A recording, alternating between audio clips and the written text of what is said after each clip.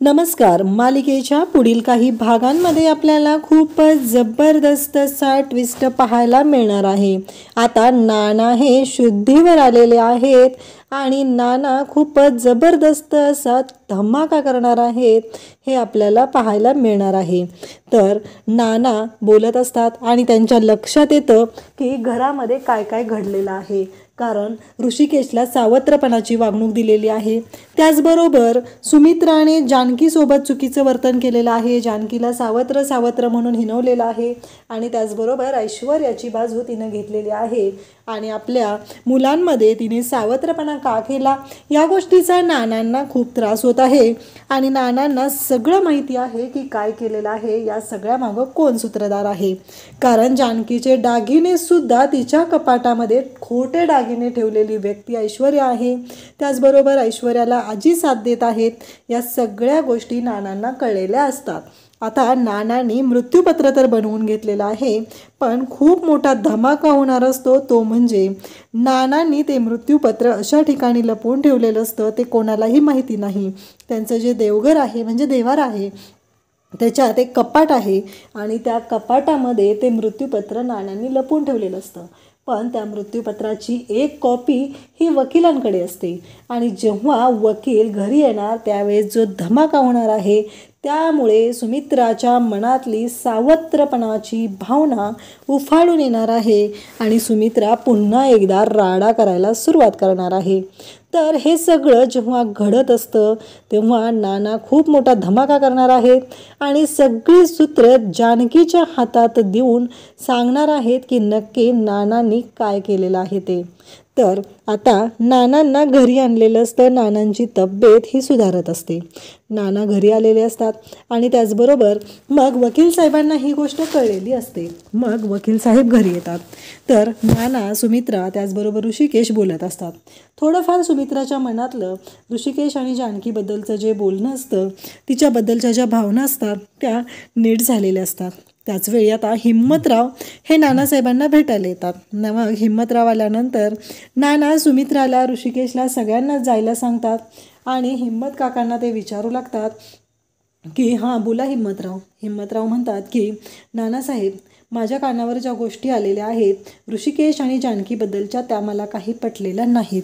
कारण त्यांच्या बाबतीत जे काय घडलेलं आहे ते पूर्णपणे चुकीचं आहे. कारण माझ्या बहिणीने, पार्वतीने तुम्हाला काय सांगितलं होतं हे तुम्हाला माहितीच आहे. पण आत्ता ऋषिकेशच्या आणि जानकीच्या बाबतीत त्यांच्यावर जो अन्याय होतोय ती गोष्ट मला काही पटलेली नाही. नानांची तब्येत चांगली सुधारलेली असते आणि नानांना भेटायला हिम्मतराव आलेले असतात. हिम्मतराव हे सगळं नानांना सांगतात. नाना म्हणतात की हे बघा हिम्मतराव, कसं आहे, पार्वतीचा जसा ऋषिकेश आहे तसाच ऋषिकेश माझाही जीव आहे. त्याच्यासाठी मी काहीही करू शकतो हे तुम्हालाही माहिती आहे. मग ऋषिकेश्वर आणि जानकीवर मी कसा अन्याय होऊ देईल. कारण त्यांच्या बाबतीतले निर्णय, त्यांच्या बाबतीतले त्यांचे अधिकार या सगळ्या गोष्टी मी त्यांना देणार आहे. हे नाना बोलत असतात आणि ऋषिकेश बाहेर असतो. हिम्मतरावांना नाना सांगतात की हे बघा, काहीही झालं तरी ऋषिकेश आणि जानकी त्यांचे अधिकार त्यांना मिळणार आहेत. आणि इकडे सुमित्रा मात्र टेन्शनमध्ये असते. सुमित्राला वाटत असतं की आता हिम्मतरावांनी हे सगळं सांगितलेलं आहे. नानांना पण खूप राग आलेला असतो. नानांना सुमित्राची ही सगळं जे वागणं असतं ते अजिबात पटलेलं नसतं. सुमित्रा चुकीची वागत आहे हे नानांना माहिती असतं आणि नाना आता सर्व काही बोलून दाखवणार असतात. पण त्याहीपेक्षा आता मोठा स्फोट होणार असतो आणि मग वकील साहेब पण येतात आणि वकील साहेबांनी मृत्यूपत्र आणलेलं असतं आणि ते मृत्यूपत्र सर्वांच्या समोर ऋषिकेश आणि जानकी यांच्या हातात द्यायचं असतं असं सांगितलेलं असतं. आणि मग नाना म्हणू लागतात की वकील साहेब, मी तुम्हाला काही गोष्टी सांगितलेल्या होत्या त्या झालेल्या आहेत का परिपूर्ण, त्याची पूर्तता झालेली आहे का. तेव्हा वकील साहेब म्हणतात की हो नानासाहेब, सगळं तुम्ही सांगितलेलं होतं त्या पद्धतीनं झालेलं आहे. हिम्मत काका तिथं असतात, जानकी, ऋषी, घरातील सर्वजण तिथं आहेत आणि ऐश्वर्याही तिथं आहे. अजूनपर्यंत ऐश्वर्याची काही हकालपट्टी झालेली नसते. तिच्या हकालपट्टीची पूर्ण तयारी झालेली असते पण हकालपट्टी अजून काही झालेली नसते. नाना भयानक चिडलेले असतात. नाना म्हणत असतात की तुम्ही सगळ्यांनी ऋषिकेशच्या आणि जानकीच्या बाबतीत जे काही केलेलं आहे ते सगळं मला कळलेलं आहे. काहीही झालं तरी मी कोणाचं काहीही ऐकून घेणार नाही, कारण तुम्ही कोणत्या थराला गेलेला होतात आणि तुम्ही काय केलेलं आहे या सगळ्या गोष्टी मला कळलेल्या आहेत. आता मृत्यूपत्र वाचायला वकील साहेबांनी घेतलेलं असतं. नानांची तब्येत बिघडली किंवा त्यांचं काही कमी जास्त झालं तर डायरेक्टली हे सगळे अधिकार ऋषिकेश आणि जानकीकडे जाणार असतात. कंपनी, त्याचबरोबर घरातील बाकीच्या गोष्टी, घरातील सगळं पाहणं, सगळे हिशोब, सगळा खर्च कंपनीतील हे सगळं ऋषिकेश आणि जानकीकडे जाणार असतं. हे सगळं जेव्हा आजी ऐकते तेव्हा आजीला मात्र खूप मोठा धक्का बसतो आणि आजी म्हणू लागते की हे कसं शक्य आहे, कारण काहीही झालं तरी हे ऋषिकेश जानकीला मिळालं नाही पाहिजे असं आजीचं म्हणणं असतं. परंतु ऋषिकेश आणि जानकी यांना न्याय मिळवून देण्यासाठीच हे नानांनी केलेलं असतं. त्याचबरोबर सौमित्र, बाकीचे सगळेजण तिथं आलेले असतात आणि या सगळ्या गोष्टी बोलल्या जात असतात. नाना म्हणत असतात की कसं आहे, मी ज्या अवस्थेत होतो त्या अवस्थेला कोण जबाबदार होतं हे सुमित्रा तू जाणून घ्यायला पाहिजे होतं. अगं, ह्या ऐश्वर्याला आपल्या घरात येऊन किती दिवस झालेत सांग?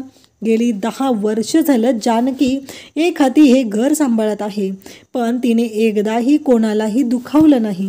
परंतु तू हे काय केलेलं आहेस? तू जानकीवर संशय घेतलास. तुला कळतंय का तू काय केलं होतंस ते? हे सगळं नाना बोलत असतात आणि नानांना खूप राग आलेला असतो. नाना म्हणत असतात की मला तुझ्याकडून याबद्दल अशी अपेक्षा नव्हती.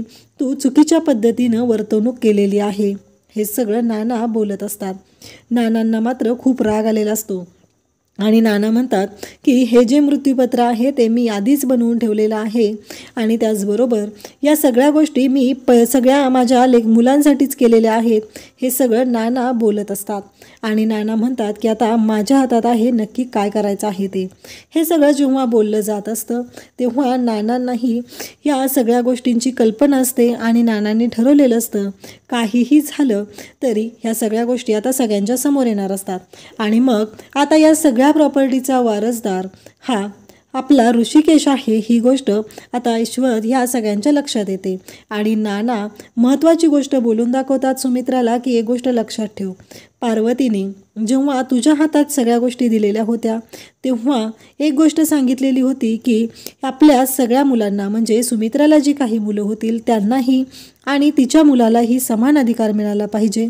त्यासाठी तिनं हे सर्व केलेलं होतं. कारण तुम्ही दोघंजण काय होता हे तुम्हालाही माहिती आहे. तू आणि तुझी आई कोणत्या परिस्थितीतून इथं आलेला आहात याबद्दल तुला माहितीच आहे. त्या गोष्टींची मी पुनरावृत्ती करायची काही गरज नाही किंवा मी पुन्हा वाच्यता करायची ही गरज नाही. हे सगळं नाना बोलत असतात. तेव्हा इकडे सुमित्रा मात्र वासूनच बसलेली असते. तिला कळतच नसतं, कारण वकील साहेबांनी सगळं मृत्यूपत्र वाचून दाखवलेलं असतं आणि आता सर्व अधिकार हे ऋषिकेशच्या हातात असतात. म्हणजे ऋषिकेशने ठरवायचं असतं की हे सगळं काय करायचं आहे. म्हणजे आता ऋषिकेशच्या हातामध्ये सगळी प्रॉपर्टी आहे आणि त्याने ती त्याच्या भावंडांना किती द्यायची. तरीही त्याच्यामध्ये एक क्लॉज टाकलेला आहे की निम्म्यापेक्षा जास्त प्रॉपर्टी ही ऋषिकेशच्या एकट्याच्या मालकीची असणार आहे आणि बाकीची प्रॉपर्टी ही त्याच्या भावंडांमध्ये तो वाटू शकतो, पण हे त्याची इच्छा असेल तर. असं सगळं नानांनी बनवून घेतलेलं असतं. ऋषिकेशला पण धक्का बसतो की हे सगळं काय आहे आणि ऋषिकेश म्हणतो की नाना मला काही नको आहे. तेव्हा नाना म्हणतात की ऋषिकेश, हे तुझ्या आईच्या इच्छेनं सगळं झालेलं आहे. तुझ्या आईची तशी इच्छा होती आणि त्यासाठीच हे सगळं अशा पद्धतीनं घडलेलं आहे. हे सगळं बोलून दाखवलं जातं. तेव्हा ऋषिकेश म्हणतो ठीक आहे, परंतु त्याला कोणतीही प्रॉपर्टी नको असते हे त्याने सांगितलेलं असतं. त्यानंतर आपल्याला पाहायला मिळतं की वकील साहेब हे सर्व बोलत असतात आणि सांगत असतात की तुम्ही ज्या पद्धतीने बोलणार आहात, तुम्ही ज्या पद्धतीने म्हणाल त्या पद्धतीने सगळ्या गोष्टी होणार आहेत हे सांगितलेलं असतं. त्याचबरोबर वकील साहेबांनी पण ह्या सगळ्या गोष्टी केलेल्या असतात आणि सांगितलेलं असतं. त्या पद्धतीनंच वकील साहेबांनी मृत्यूपत्र ह्या सगळ्या गोष्टी बनवून आणलेल्या असतात आणि सगळ्यांच्या समोर त्यांनी मांडलेलं असतं की कशा पद्धतीने गोष्टी होणार आहेत. आणि इकडे सुमित्राला मात्र राग आलेला असतो. सुमित्रा म्हणते बघितलं ना तुम्ही काय केलं, सावत्रपणा शेवटी तुम्ही दाखवायला सुरुवात केली आहे माझ्या मुलांवरती. तेव्हा नाना म्हणतात की बाज झालं, माझी मुलं किती वेळा ऐकतोय गं.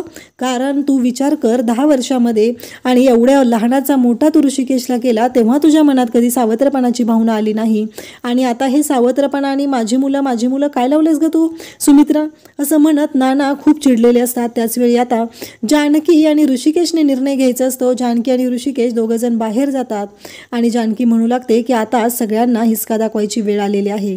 ज्यांनी कुणी आपल्या घराचं वाटोळं केलेलं आहे त्यांना त्यांची लायकी दाखवावी लागणार आहे. हे जानकी आणि ऋषिकेश बोलत असतात आणि ते सगळं बोलणं ऐकते ती म्हणजे ऐश्वर्या. आता तिच्या पायाखालची जमीन सरकलेली असते, कारण तिला तर काहीच मिळणार नसतं. तिची तर पूर्ण वाट लागलेली असते. खरं तर तिच्या बापाला ही प्रॉपर्टी हडप करायची होती, पण इथे तर तिचीच वाट लावून टाकलेली असते. आणि तेव्हा मात्र तिला आता खूप मोठा धक्का बसतो. इकडे सुमित्रा म्हणत असते, अहो तुम्हीच ती वेळ आणलेली आहे माझ्यावरती आणि तुम्ही मला असं काय म्हणत आहात. तेव्हा सुमित्राला नाना म्हणतात की तुझ्यावर कुणीही कसलीही वेळ आणलेली नाही, कारण तू हे सगळं केलेलं आहे आणि आता मी तुझ्या आईची जबाबदारी घेणार नाही, त्यासाठी मी बांधील नाही. आणि तुलाही माहिती आहे की ही सगळी प्रॉपर्टी ही पार्वतीची आहे आणि पार्वती आणि तिच्या भावांची आहे, म्हणजे हिम्मतची. पण त्यांनी हिम्मतने त्यातली काहीही घेतलेलं नाही. ते सगळं त्यांनी आपल्याला दिलं आणि फक्त पार्वतीच्या नावाचा जो आश्रम आहे तो चालवण्याचं काम त्याने घेतलेलं होतं. आणि त्यामुळं ह्या सगळ्या प्रॉपर्टीचा मालक हा एकुलता एक ऋषिकेश आहे. आणि तुला जर सावत्रपणा करायचा असेल, तूही या घरातून बाहेर पडू शकतेस तुझ्या आईबरोबर, कारण मी तुला स्पष्टच सांगत आहे. नाना इतके चिडलेले असतात, इतकं सगळं घडत असतं आणि त्याचवेळी इकडे जानकीच्या हातात सगळे अधिकार दिलेले असतात. ऐश्वर्याची वाट लागलेली असते आणि आता सगळ्या प्रॉपर्टीचा सर्वेसर्वा म्हणजे ऋषिकेश आहे आणि त्याची बायको जानकी आहे, कारण सगळं हे त्या पार्वतीचं आहे. तर याच्यावरती फक्त यांचाच अधिकार आहे हे नानांनी स्पष्टपणे सांगितलेलं होतं. आणि आता ऐश्वर्याची वाट लागलेली आहे आणि ऋषिकेश म्हणत असतो की मला हे सगळं नको आहे. पण जानकी म्हणते की त्या ऐश्वर्याला जर अद्दल घडवायची असेल तर आपल्याला हा निर्णय घ्यावाच लागणार आहे, असं जानकीनं सांगितलेलं आहे. शेवटी ऋषिकेशनं पण या निर्णयाला मान्यता दिलेली असते आणि जानकी त्याचबरोबर घरातील सर्वजण आता सगळ्यांच्या समोर निर्णय सांगत आहेत.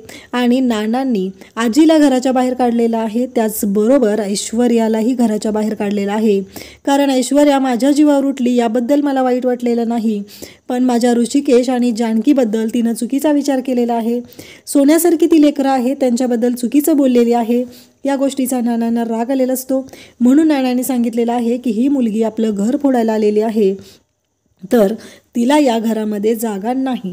म्हणून नानांनी ऐश्वर्याला घराच्या बाहेर काढलेलं आहे, कारण काहीही झालं तरी ती त्या सयाजीरावची मुलगी आहे आणि मी कसा विसरू शकतो की सयाजीरावची मुलगी कशी असणार. शेवटी वळणाचं पाणी हे वळणावरच जाणार आहे, असं नानांचं म्हणणं येतं. आणि नानांनी चिडून हा निर्णय घेतलेला असतो. त्यावेळेस सुमित्रालाही खूप मोठा धक्का बसलेला असतो.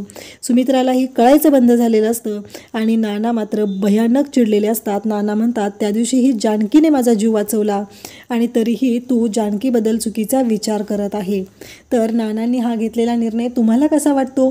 शेवटी नानांनी ऋषिकेश आणि जानकीला न्याय मिळवून दिलेला आहे, तर आजी आणि ऐश्वर्या या दोघींची हकालपट्टी केलेली आहे. अशाच अपडेटसाठी चॅनलला सबस्क्राईब करा. थँक्यू.